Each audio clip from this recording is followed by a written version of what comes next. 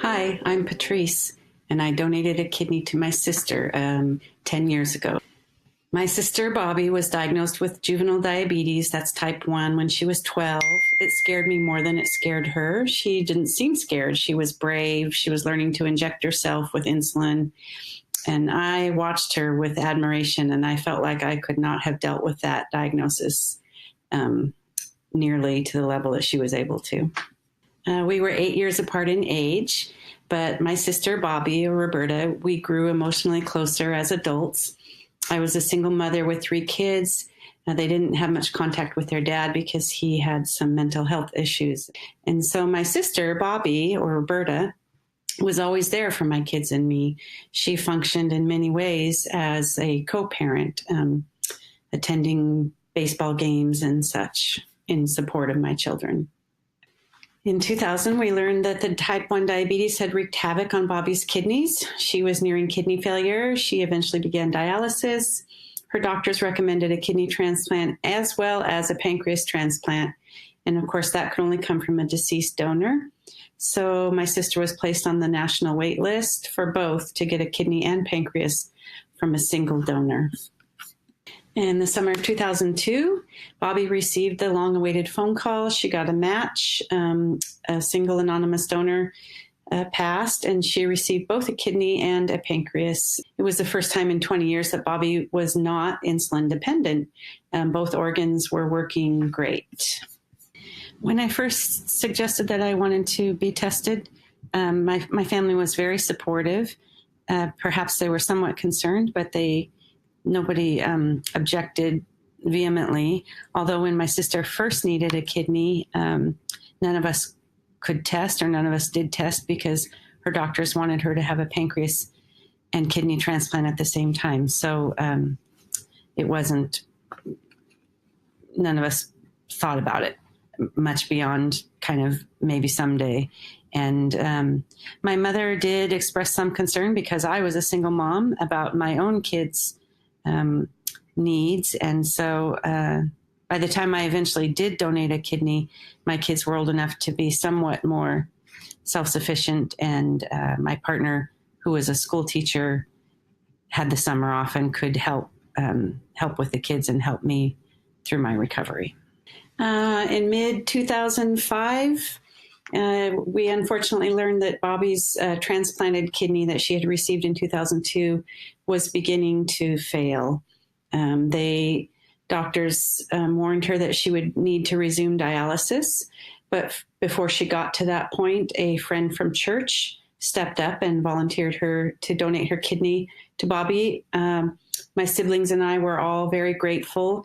We never even got to the point of testing, because this church friend was so quick to go through it. And they did have a transplant that year, the day after Thanksgiving. And that was a relief to all of us. I had my 3 kids were in school, and I was a single mom. I was struggling to make ends meet, and I was trying to get back on my feet after a turbulent divorce. So I was not able to put a whole lot of focus or attention onto Bobby's needs.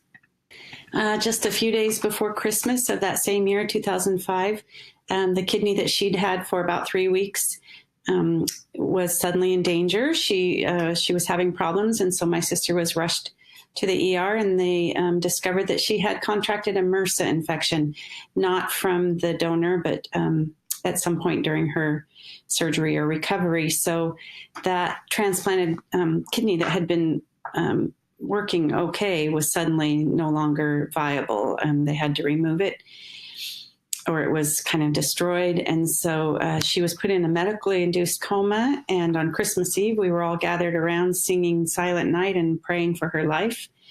The doctors told us she wouldn't be able to leave the hospital until she was back on dialysis. Surprisingly, though, a few days after Christmas, that kidney that she received in 2002 kind of rose to the occasion, and she was able to be discharged from the hospital, and that kidney seemed to be doing okay. She did not need to resume dialysis. And it was 3 years after that 2005 scary episode that Bobby again started to approach kidney failure with that 2002 kidney.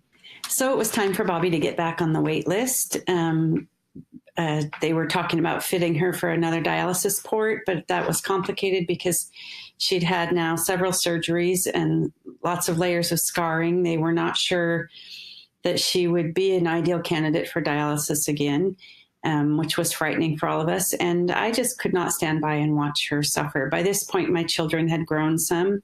They were a little more independent. I was in a healthy relationship with a partner who was supporting my decision, and a job where I could take medical leave and use some vacation time and sick time. And there was just no reason for me not to donate a kidney. I felt like I couldn't not give a kidney. I couldn't stand by and watch my sister and my children's aunt suffer and possibly lose her life. So, I decided to test for it. I didn't tell her at first that I was testing. I contacted her transplant coordinator. I had been banned from Red Cross for giving blood for a totally unrelated reason, and I assumed that I would not be able to donate a kidney, but the transplant coordinator assured me that they had deep testing processes and made sure that I was a fine candidate. I was surprised during the testing process that my needs were so well cared for. And when it was determined that I had like most people do, have a stronger kidney, much like I was right-handed, my right kidney was the stronger one. I assumed that was the one they would take. Actually, they took the weaker kidney and left me, the donor, with my stronger kidney. And throughout the process, I was offered mental health counseling, social work, all to make sure that I understood what I was committing to and how it might affect my family and my income and my psyche. And I felt supported all the way, even right up until the last minute of rolling in for surgery. I was offered a chance to change my mind one last time, and they would just say there were complications to offer me saving face. And I did not want to back out. I wanted to do it. So it's been over 10 years and we're both doing great. The best moment after surgery, immediately after, while I was still in the hospital, my sister was up and walking before I could get up and walk, which was a thrill to know that she was feeling so much better, even though I was still in pain. I did get up and walk soon after, and my recovery was about 3 weeks. I didn't use the prescription painkillers more than a couple of days, and I was back at work the fourth week and feeling pretty much back to my normal self. After donating a kidney, my health hasn't really changed. I was told before I donated a kidney that I would no longer be able to box or play tackle football or rugby, which are all sports I had no interest in ever, never did and never wanted to. So that was no sacrifice whatsoever. The best part about giving a kidney is having my sister still in my life. I got to be at her wedding, which wouldn't have happened had she died.